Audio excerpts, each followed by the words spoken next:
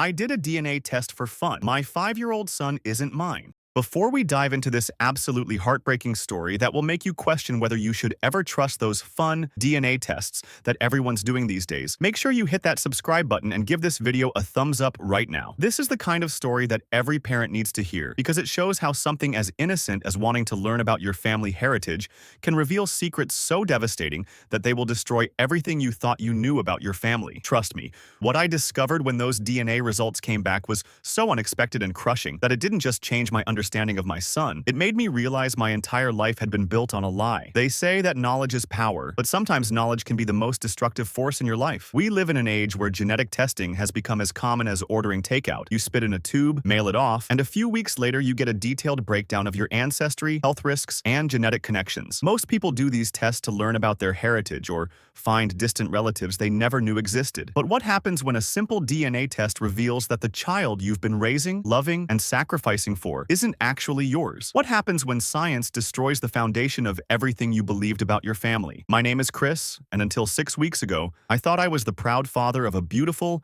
intelligent 5-year-old boy named Tyler. I thought I had passed on my genes, my family traits, and my legacy to a son who would carry on our family name. I had no idea that when I decided to do a casual DNA test to learn about my Irish and German ancestry, I would discover that Tyler isn't my biological child and that my wife had been lying to me about the most fundamental aspect of our family for over 5 years. I'm 32 years old, a high school math teacher from Portland, Oregon, and I've been married to my wife Sarah for 7 years. We met in college, dated through our senior year, and got married 2 years after graduation. Sarah works as a nurse at a local hospital, and we always thought we made a great team. She takes care of people's physical health, and I help shape young minds through education. Tyler was born when we had been married for 2 years, and from the moment he entered the world, he became the center of our universe. He was a healthy, happy baby who grew into a curious, energetic toddler, and then into the smart, funny 5-year-old he is today. I've always been completely devoted to Tyler. I coached his little league team, helped him with his homework, read him bedtime stories every night, and spent countless hours playing with him in the backyard. Tyler was everything to me, my pride, my joy, and my hope for the future. Sarah and I had always planned to have more children, but we struggled with fertility issues after Tyler was born. We tried for several years to conceive again, went through various treatments and tests, but never had another successful pregnancy. Eventually, we decided to focus our energy on giving Tyler the best life possible and maybe consider adoption in the future. As Tyler grew older, people would sometimes comment that he didn't look much like me. He has dark hair while mine is light brown. His eyes are green while mine are blue, and his facial features are quite different from both Sarah's and mine. He must get his looks from Sarah's side of the family, people would say, or sometimes kids just don't look like their parents. I never thought much about these comments because I know that genetics can be unpredictable. Some children look exactly like their parents, others favor grandparents or distant relatives, and some just have their own unique appearance. Besides, Tyler and I had such a strong bond that physical resemblance seemed unimportant. He was my son in every way that mattered. We shared interests, had similar personalities in some ways, and enjoyed spending time together. The idea of doing a DNA test first came up about 3 months ago when my coworker Dave was talking about the results he had gotten from one of those ancestry testing companies. It's amazing what you can learn, Dave said during our lunch break. I found out I'm 30% Scandinavian, which explains why I'm so tall, and I discovered I have distant cousins in Norway that I never knew about. Dave's enthusiasm for genealogy got me interested in learning more about my own family background. My grandparents had passed away when I was young, and there were always family stories about Irish and German ancestors, but no one in my family had ever done serious research into our heritage. You should definitely do one of these tests, Dave encouraged me. It's really fun to see the breakdown of your ancestry, and you might discover some interesting family connections. The more I thought about it, the more appealing the idea became. I liked the thought of being able to tell Tyler about his heritage as he got older, and I was curious about potential health information that might be relevant for our family's medical history. Sarah seemed less enthusiastic when I mentioned the idea to her one evening while we were watching TV. "Why do you want to do that?" she asked, and her tone seemed slightly uncomfortable. "Just for fun," I replied. "Don't you think it would be interesting to know more about our family backgrounds? We could even do one for Tyler when he's older." Sarah seemed nervous about the idea and tried to discourage me from going through with it. "Those tests aren't always accurate," she said, "and I've read that they can have privacy issues. I'm not sure it's worth the risk." I was surprised by Sarah's negative reaction because she's usually interested in learning new things and trying new experiences, but I figured she was just being cautious about privacy, which seemed reasonable. Despite Sarah's reservations, I decided to order a DNA testing kit from one of the major companies. It seemed like a harmless way to satisfy my curiosity about our family history, and I thought the results might be interesting to share with Tyler as he grew up. The testing process was simple. I provided a saliva sample, mailed it back to the company, and waited for the results to be processed. The company estimated it would take 4 to 6 weeks to receive the complete analysis. I didn't think much about the test after I sent it off. I was busy with work. Tyler had started kindergarten and was adjusting to his new school routine, and Sarah was dealing with increased responsibilities at the hospital. About 5 weeks after I sent in my sample, I received an email notification that my DNA results were ready to view online. I was excited to log in and see what I would learn about my ancestry. I expected to find confirmation of the Irish and German heritage that my family had always talked about, and maybe discover some interesting details about regional origins or distant relatives. But when I opened my results, I found something completely unexpected in the section about DNA relatives and family connections. The testing company had identified several people who shared significant amounts of DNA with me, indicating they were likely close relatives. This was interesting, but not surprising. I figured these were probably distant cousins or relatives I had never met. But what caught my attention was a notation that said the company had detected potential close family members who had also used their service. When I clicked on this section, I found a list of people who the algorithm had identified as sharing enough DNA with me to be immediate family members, parents, siblings, or children. The list included my parents, which made sense since they had done DNA tests with the same company a few years earlier. But it also showed several other people listed as potential children or close relatives that I didn't recognize. What was missing from the list was Tyler. If Tyler was my biological son, he should have appeared on this list as sharing approximately 50% of my DNA, but there was no match for Tyler anywhere in my results. At first, I thought this might be a technical error or that Tyler's information wasn't in the system since he had never been tested. But then I noticed something that made my stomach drop. The system showed that Tyler had been tested, and his profile was linked to our family account since Sarah had apparently had him tested at some point without telling me. Tyler's DNA results showed that he shared significant genetic material with Sarah, confirming that she was his biological mother. But Tyler showed zero genetic connection to me. According to the DNA analysis, Tyler was not my biological child. I sat at my computer staring at these results for over an hour, trying to understand what I was seeing. There had to be some mistake, some technical error, or some explanation that didn't involve the devastating possibility that Tyler wasn't my son. I called the DNA testing company's customer service line to ask about the possibility of errors in their testing process. Our testing is 99.9% accurate for determining biological relationships, the customer service representative told me. If your results show that someone is not genetically related to you, that information is extremely reliable. When I asked about the possibility of sample contamination or processing errors, the representative explained that they have multiple quality control measures in place to prevent such problems. We test each sample multiple times and compare results across different genetic markers, she said. The likelihood of an error in determining paternity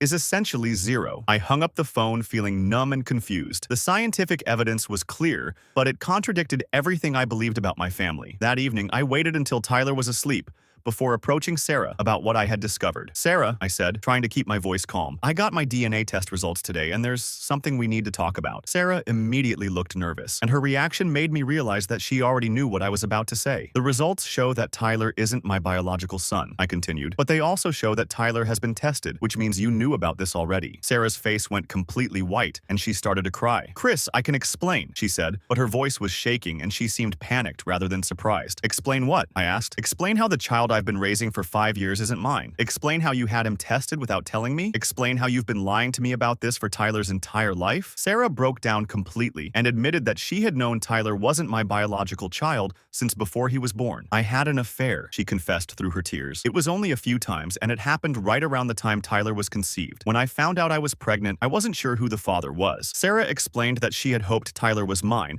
but when he was born and started growing, she became increasingly certain that he was the result of her affair. "I had him tested when he was 2 years old," she admitted. "I needed to know for sure, but when the results confirmed that you weren't his father, I didn't know how to tell you." Sarah claimed that she had kept the secret because she was afraid of losing our marriage and destroying Tyler's stable home life. "I love you, and Tyler loves you," she said. "You're the only father he's ever known. I didn't want to ruin that for him or for us." But Sarah's explanation raised obvious questions about who Tyler's real father was and whether that person knew about Tyler's existence. "Who is Tyler's biological father?" I asked. Sarah was reluctant to answer, but eventually she told me that Tyler's father was Dr. Marcus Webb, a physician who worked at the same hospital where Sarah was employed. "It was just a few times when we were working late shifts together," Sarah said. "It didn't mean anything. and it ended as soon as I found out I was pregnant. When I asked whether Dr. Webb knew about Tyler, Sarah admitted that she had told him about the pregnancy but had claimed that I was the father. I told him the baby was yours, she said. I didn't want him to feel obligated or responsible. I wanted Tyler to grow up in a stable home with parents who were committed to each other. Sarah's admission meant that Dr. Webb had no idea he had a 5-year-old son, and Tyler had no idea that the man he called daddy wasn't his biological father. The revelation that Tyler wasn't my son was devastating enough, but learning that Sarah had been lying to me for over 5 years made it even worse. Sarah hadn't made a mistake or had a moment of weakness. She had deliberately deceived me about the most fundamental aspect of our family and had maintained that deception every single day for Tyler's entire life. If you're feeling as shocked and betrayed as I was when I learned the truth about Tyler's paternity,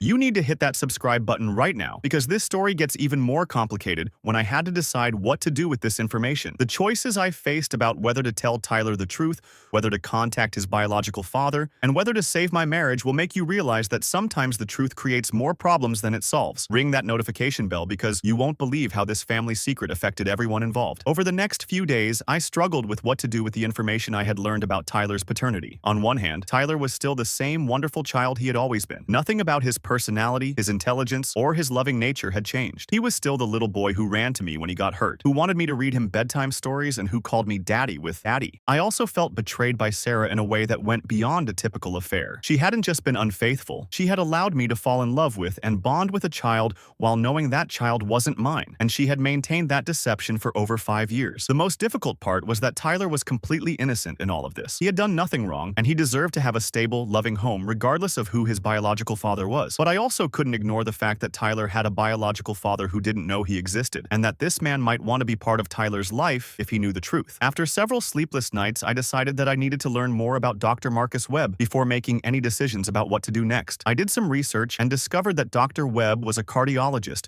who had an excellent reputation and was well respected in the medical community. He was married with 2 teenage children and seemed to have a stable family life. The more I learned about Dr. Webb, the more complicated the situation became. He appeared to be a good man who might want to know about Tyler's existence, but telling him the truth would likely destroy his marriage and family just as it had destroyed mine. I also had to consider Tyler's well-being. He was happy, well-adjusted, and had no reason to question his parentage. Learning the truth might be confusing and upsetting for him, especially at such a young age. After much consideration, I decided to confront Dr. Webb directly to give him the opportunity to know about Tyler's existence and make his own decision about whether he wanted to be involved in his son's life. I contacted Dr. Webb and asked to meet with him privately, explaining that I had information about something that happened between him and Sarah several years earlier. Dr. Webb agreed to meet, and when I told him about Tyler's paternity, he was shocked and devastated. I had no idea, he said, and his reaction seemed genuine. Sarah told me the baby was yours. If I had known Tyler was my son, everything would have been different. Dr. Webb explained that his brief affair with Sarah had been a mistake that he regretted, but that he would have taken responsibility for Tyler if he had known the truth. I have 2 children of my own, he said. I would never have abandoned Tyler if I had known he was mine. Dr. Webb wanted to meet Tyler and begin building a relationship with him, but he also understood that the situation was complicated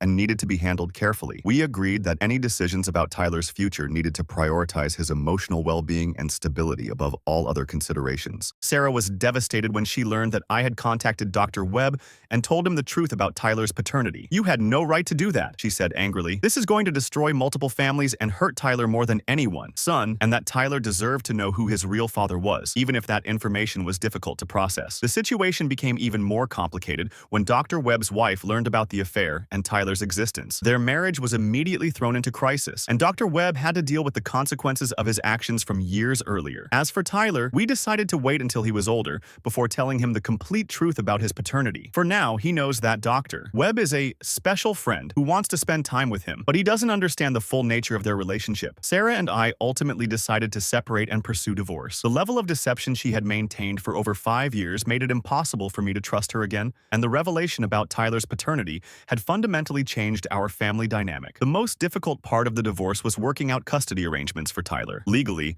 I had no rights to him since he wasn't my biological child, but emotionally, I was the only father he had ever known. Dr. Webb was understanding about the situation and agreed that Tyler's stability was the most important consideration. We worked out an arrangement where I could continue to have a relationship with Tyler while Dr. Webb gradually became more involved in his life. 6 months later, I'm still adjusting to the new reality of my family situation. Tyler spends time with both Dr. Webb and me, and while it's confusing for him at times, he seems to be adapting well to having 2 father figures in his life. Sarah has had to deal with the consequences of her deception, not just in our marriage, but also in her her relationship with Tyler and her standing at work, where her affair with Dr. Webb became known. Dr. Webb's marriage survived, but it required extensive counseling and rebuilding of trust. He's developed a strong relationship with Tyler and is committed to being an active part of his life going forward. As for me, I've learned some difficult lessons about trust, truth, and the complications that arise when people try to protect others by lying to them. Sarah claimed that she kept Tyler's paternity secret to protect our family and give Tyler a stable home. But her deception ultimately caused more pain and disruption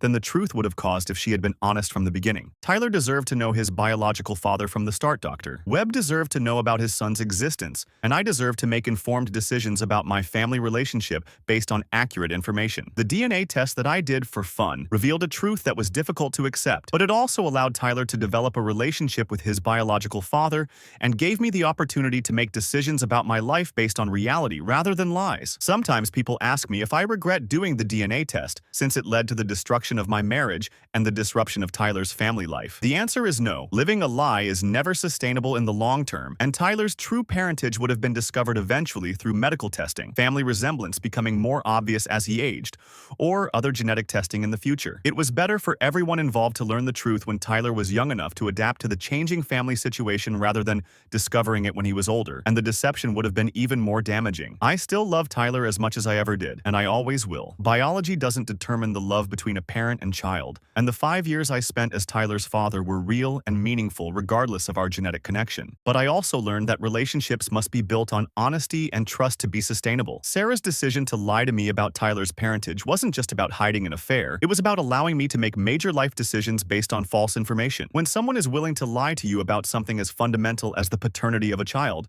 it raises questions about what other deceptions they might be capable of maintaining. Tyler is thriving with his expanded family situation, and he's developing strong relationships with both Dr. Webb and me. He's too young to fully understand the complexities of his parentage, but he's surrounded by people who love him and are committed to his well-being. The DNA test that I thought would be a fun way to learn about my ancestry instead revealed the most important truth about my family. It was painful to learn, but it allowed all of us to build relationships based on honesty rather than deception. And that's a foundation that will serve Tyler much better as he grows up than the lies that his mother thought were protecting him.